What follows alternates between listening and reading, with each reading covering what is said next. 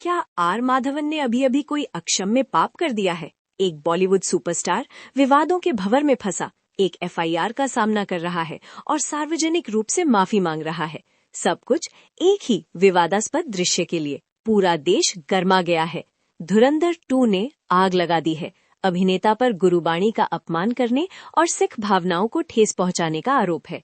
इससे पहले कि हम इस विस्फोटक विवाद में और गहराई से उतरें, सुनिश्चित करें कि आप लाइक बटन दबाएं, हमारे चैनल को सब्सक्राइब करें और इस महत्वपूर्ण अपडेट को शेयर करें। इस अगले हिस्से को मिस मत कीजिए, यहीं से सब कुछ विस्फोटक होने वाला है। हम एक ऐसे तूफान की बात कर रहे हैं जो माचिस की तीली से भी तेजी से भड़का।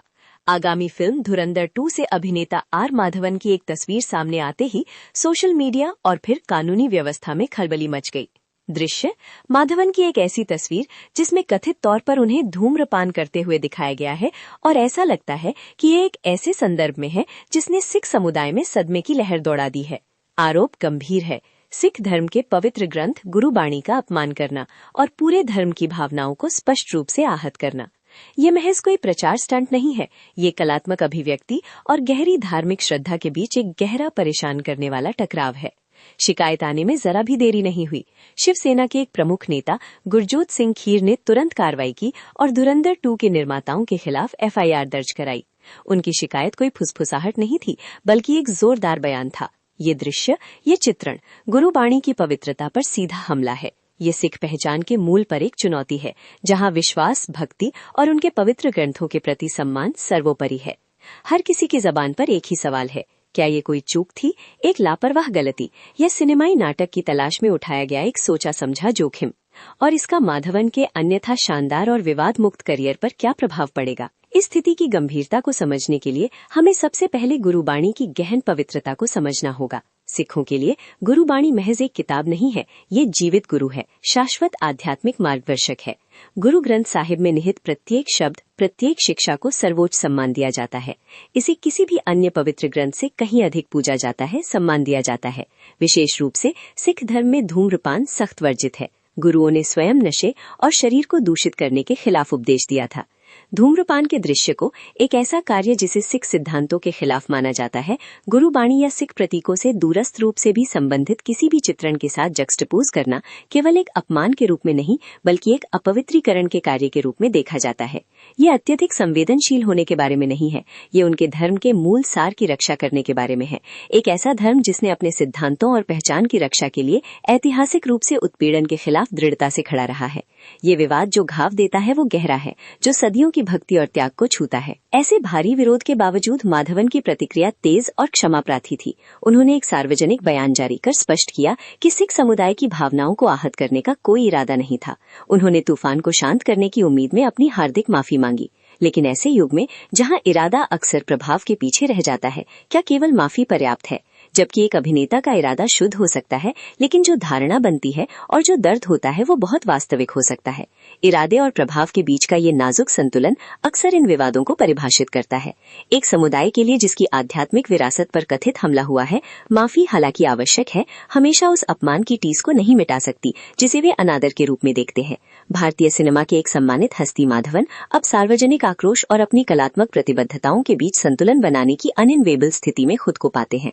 उनके शब्द शांत करने का लक्ष्य रखते हैं, लेकिन विवादों के निशान बने रहते हैं और कानूनी लड़ाई अभी शुरू हुई है। एक एफआईआर दर्ज कर ली गई है। ये अब केवल सोशल मीडिया का आक्रोश नहीं है, ये पोटेंशियल गंभीर परिणामों के साथ एक पूर्ण कानूनी लड़ाई है। एफआईआर या प्रथम सूचना रिपोर्ट कानूनी जांच की औपचारिक शुरुआत है। गुरुबाणी का अपमान करने का आरोप संभवतः भारतीय दंड संहिता की धारा 295A के तहत आता है। एक विवादास्पद लेकिन शक्तिशाली कानून जो धर्म या धार्मिक विश्वासों का अपमान करके धार्मिक भावनाओं को ठेस पहुंचाने के इरादे से किए गए कृत्यों को अपराधी बनाता है।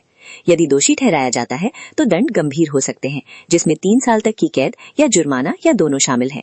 ये महज मामूली फटकार नहीं है, ये फिल्म निर्माताओं की कलात्मक स्वतंत्रता के लिए सीधा खतरा है। ऐसे कानून का अस्तित्व अक्सर कलाकारों को एक अनिश्चित स्थिति में डाल देता है, जिससे उन्हें अंडे के छिलकों पर चलने के लिए मजबूर होना पड़ता है, अनजाने में अपराध के डर से।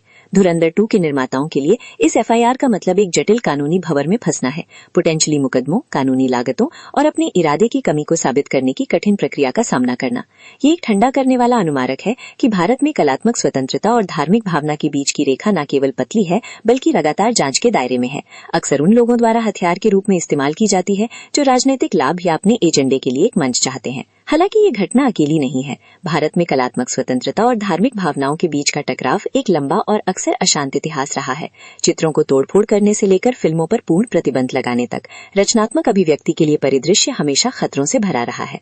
पद्मावत जैसे विवादों को याद करें, जिसे ऐतिहासिक अनाक्रामकताओं पर हिंसक विरोध का सामना करना पड़ा था, या ओ माय गॉड और पीके, जिन्होंने धार्मिक रूढ़िवादिताओं पर सवाल उठाने की हिम्मत की और व्यापक आक्रोश भड़काया।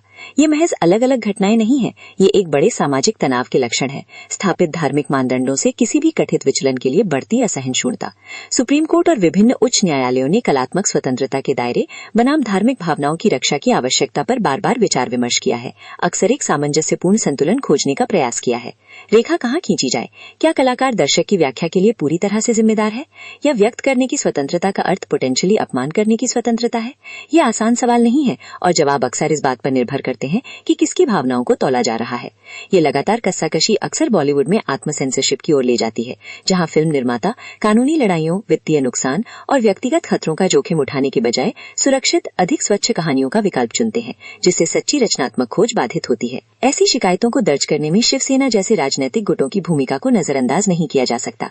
भारत के अत्यधिक आवेशित राजनीतिक परिदृश्य में धार्मिक भावनाओं को अक्सर हथियार के रूप में इस्तेमाल किया जाता है, जो लामबंदी और शक्ति प्रदर्शन के लिए पावरफुल उपकरण बन जाती है।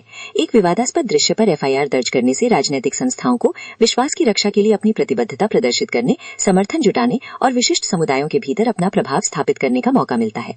ये एक सिनेमाई मुद्दे को एक राजनीतिक युद्ध भूमि में बदल देता है, जहां दाम एक फिल्म की रिलीज से कहीं अधिक ऊंचे होते हैं।